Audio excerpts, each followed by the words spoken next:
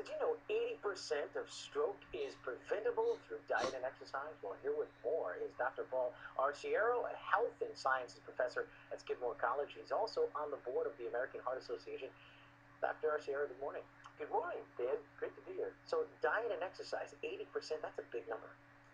It is a huge number, but what it tells me and what it tells other health professionals is that the vast majority of lifestyle-related diseases such as cardiovascular disease, stroke, high blood pressure, diabetes can be preventable through lifestyle. But 80%, I mean, do people ever look at that number and say, wow, all I have to do is just have a decent diet and exercise, I will prevent 80% of it will probably go away? I don't think people look at it that way, right? I think that most of us are more inclined to look for that fast-acting approach instead of what we can do naturally and holistically through our lifestyle. So this is a lifestyle thing. It's a choice that you can make to prevent this. Yes, absolutely. Okay, so first let's talk about the exercise part of it. Okay. How much exercise do you really have to do? That's a great point. So most people think they need to program and compartmentalize the exercise into their daily routine. But what research shows very convincingly is that the vast majority of these lifestyle-related diseases, such as stroke, can be prevented just through occupational physical movement and activity.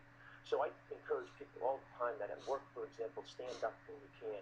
Instead of taking the elevator or the escalator to see a colleague, take the stairs or walk. But then build it into your daily routine. Every 10 minutes, every 30 minutes, force yourself to get up and walk and move. So you have an acronym for this. You have something called FAST. Right.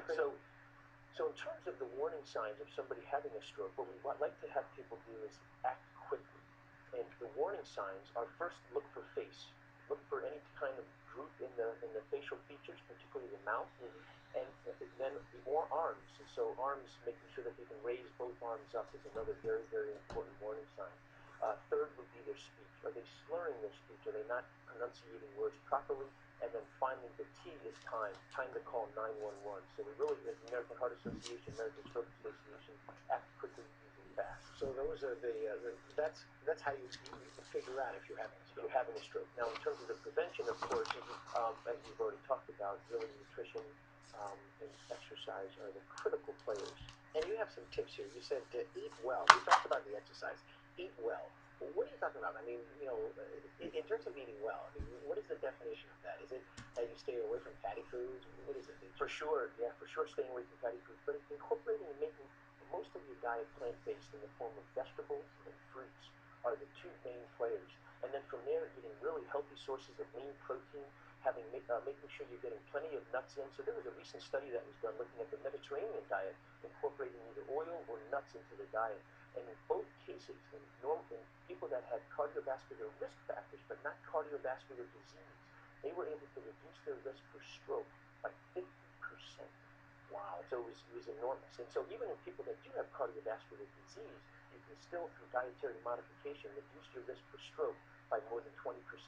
And Dr. Arciero, let's go back to the exercise portion. Now, you said that you have to do much. What about people who just absolutely have no time? You can incorporate this stuff in your work. We were talking about earlier how you can just stand up while you work. Absolutely, yes. So they have desks that you can raise up. They're called standing workstations, and you can keep them elevated so that you can work standing up for most of the day. If you're really feeling ambitious, you can actually put a walking treadmill underneath your desk for those highly motivated people.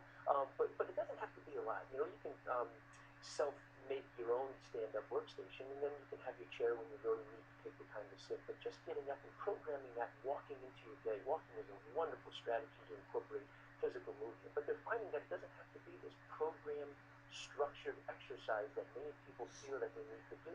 It just has to be more of this occupational, everyday lifestyle activity that we need to incorporate on a daily basis. Dr. Arciero, people keep thinking about that 20%, that 80%. That's right. Do they exercise? Without side effects that some medications do. Absolutely. All benefit. Absolutely. Dr. Paul Arciero from Skidmore College, thank you so much for being with us. Dan, thanks for having me. We appreciate it. For more information, set up a link on our website. Just go to WNYT.com and click on News.